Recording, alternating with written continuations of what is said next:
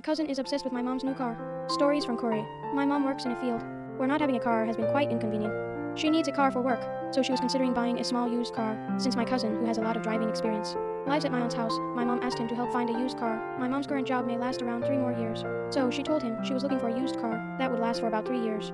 However, my cousin said that if you buy a used car, you might end up spending a lot on repairs, and you won't be able to use the car properly because of all the issues. He suggested that instead of buying a used car, it would be better to buy a new car, drive it for about 3 years, and then sell it as a used car when she stops working. He offered to help with the contract and registration, and persuaded her to buy a new car. After thinking it over, my mom decided to buy a new car and signed a contract for a 1600 car. Since the new car wouldn't be delivered immediately, we had to wait. About 10 days ago, my cousin came over with a box of apples and some meat. He said that there was something he forgot to mention earlier. He said that new cars that are freshly made from the factory still have engine parts and something called Mission. I'm not sure of the exact name, so I hope it's okay to be unclear about that.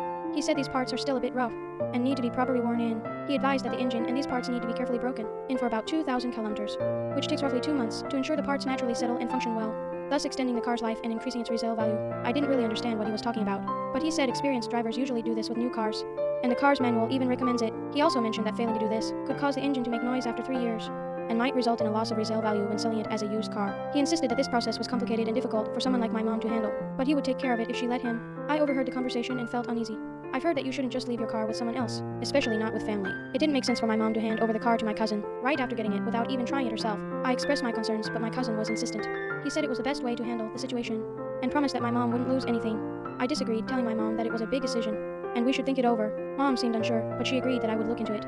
However, my cousin dismissed my opinion, saying I couldn't know anything about cars, since I didn't drive and had never bought a car. He insisted that his suggestion was the best, and even said that I didn't need to look into it further. Later, my cousin called my mom again to persuade her.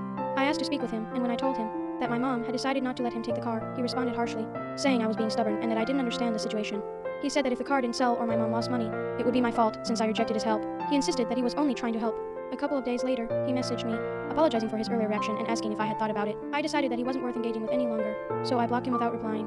Since then, I haven't heard from him, and he didn't even visit during the Lunar New Year holidays. The problem is, both my mom and I have driver's licenses, but we've never actually driven a car, and we don't know much about cars. I asked my friends who drive about the situation, but they didn't have any clear answers.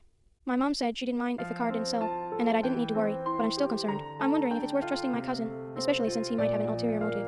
Even though I don't know much about cars, I still think we should take our time to research and make a careful decision. If the car doesn't sell or we incur a loss, I can help my mom financially, but I don't want to risk any serious problems, so I'm determined not to let my cousin take the car, no matter what.